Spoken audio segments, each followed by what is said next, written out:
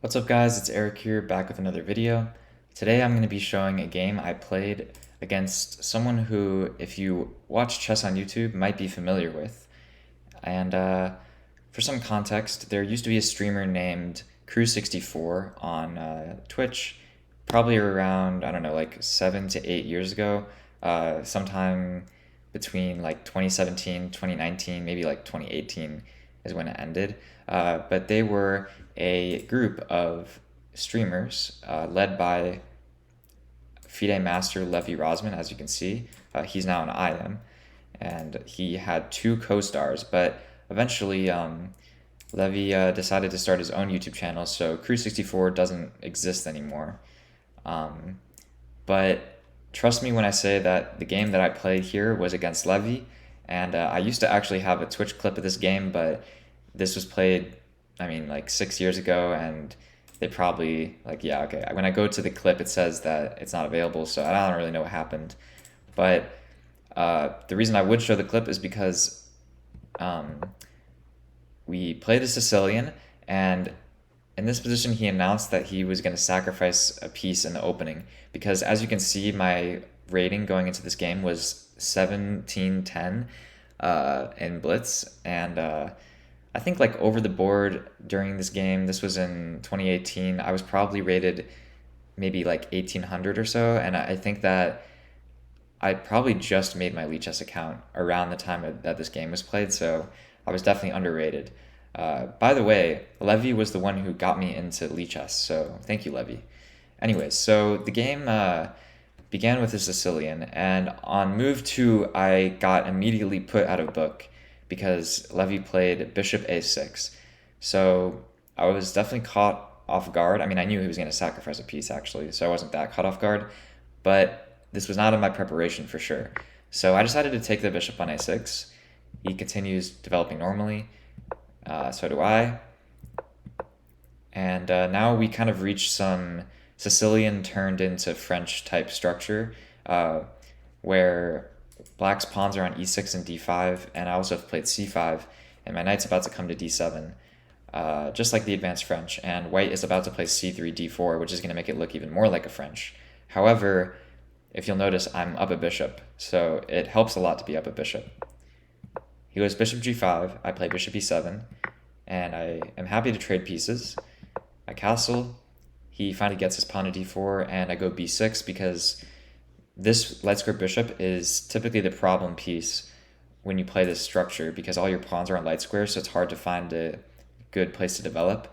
But for now, I can just put it on b7, and eventually I can also go to this long diagonal, a6 to f1 diagonal, which is a very useful diagonal to take advantage of when you have this pawn structure because it's very difficult to open this position up for the bishop, so sometimes this is the only diagonal you can even get to. But it turns out to be very strong, especially when your opponent doesn't have a light square bishop of their own to counteract it. So he goes knight bd2, I play bishop b7, he plays queen e2, I go knight c7, preparing bishop a6 because now it's a skewer with the queen and rook lined up. He goes rook ac1, and I could have played bishop a6 here, but I decided to play rook ac8 first. And then after h4, I decided now that my development is basically done, I can just trade on d4, and if he takes back with the c-pawn, then bishop a6 is very strong, because he doesn't even have c4 anymore to block, which is the reason that I didn't play bishop a6 right away. So I do that, I take on d4, and he takes back, and I play bishop a6, and I'm simply going to take the rook next move and be up an entire rook, because I'll be winning in exchange, but I'm already up an entire bishop. So he plays queen e3, I take, he takes back, and I go knight a6, because all of my pieces are placed pretty well except for this knight on c7. It doesn't really have anything to do. So my main idea with knight a6 is that I want to reroute my knight to c6, because from there, with my knights on c6 and d7, I'm ready to play f6 because my knights are putting a bunch of pressure on the center, and all of the rest of my pieces, like the rook is ready to be on the f-file, the queen is preparing f6, maybe even e5 ideas, and the rook is on the open file here. So all of my pieces are placed very well, except for this knight. So I go knight a6. He plays knight g5, which I mean, I don't know. I guess if it was White's turn again, he'll play Queen D3, but obviously I saw that, so I played H6. He goes Knight H3. I continue with my plan, Knight B4, and he plays Queen A3.